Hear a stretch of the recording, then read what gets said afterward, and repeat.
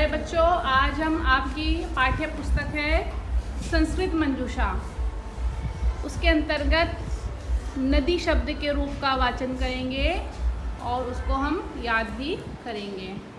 तो आप लोग वाचन करेंगे। इकारांत, थोड़ा धीरे बोलिए। स्त्रीलिंग, नदी शब्द के रूप, नदी, नद्यौ, नद्यः, नदीं, नद्यौ, नदीहि, नद्या, नदीभ्यां, नदीभिः, नद्यै, नदीभ्यां, नदीभ्यः, नद्याः, नदीभ्यां, नदीभ्यः, नद्याः, नद्योः, नदीनां, नद्यां, नद्योः,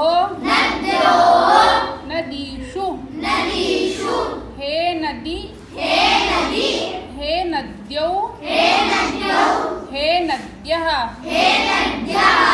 इसी तरह यहाँ पर एक और है, उसको भी बोल लेते हैं अभी।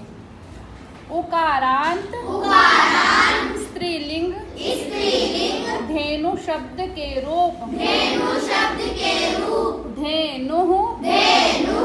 धेनु, धेनवः, धेनुं, धेनु, धेनुः,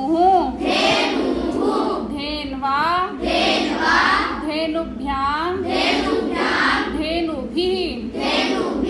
अब जो चतुर्थी विभक्ति आ रही है आपकी, उसमें दो तरह से इसके रूप बनते हैं, थोड़ा प्रत्ययों का हेर फेर है।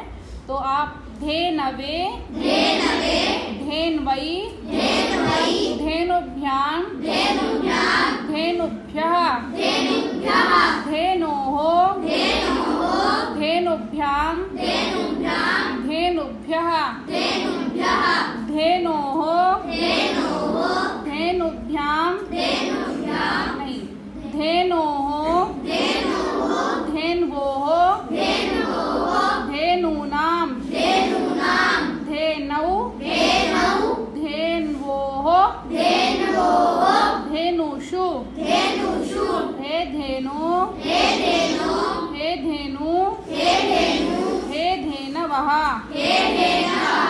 जो आपकी चतुर्थी, पंचमी, षष्ठी और सप्तमी में दो दो रूप बन रहे हैं ना, उसमें आप जो पहला रूप है वो भी याद कर सकते हैं। जरूरी नहीं है आपको दोनों ही याद करना है, ठीक है।